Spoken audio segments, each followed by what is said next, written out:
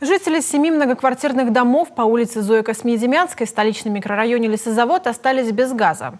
Всему виной отсутствие тяги в помещениях. Проблему выявили газовики накануне в результате плановой проверки.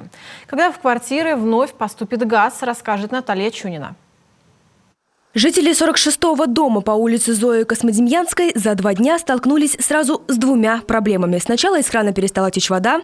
Вода замерзла.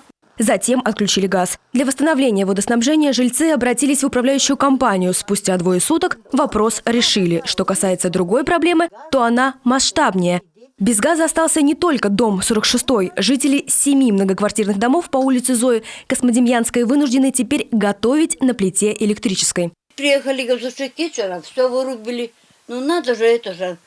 Ничто, не вскипятить, ничего. Хорошо, вот я вон грею.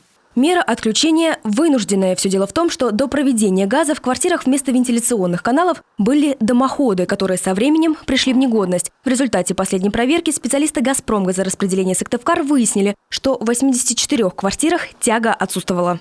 В связи с тем, что это составляет прямую угрозу безопасности и жизни и здоровья граждан, было принято решение о незамедлительном прекращении газоснабжения жилого дома. Ситуация реально может создавать угрозу при образовании угарного газа.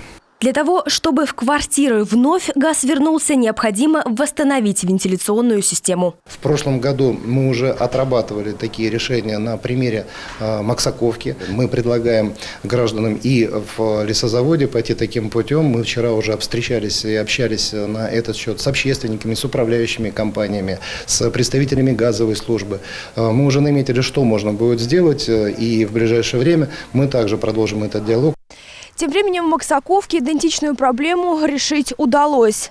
Вентиляционные каналы восстановлены, проверены, и газ в квартиры поступил. Что касается 7 домов в столичном лесозаводе, то газ в квартиры поступит тогда, когда жители установят вентиляционные системы и оборудование пройдет проверку на герметичность. Наталья Чунина, Вячеслав Беспалов, Павел Фетисов, телеканал Юрган.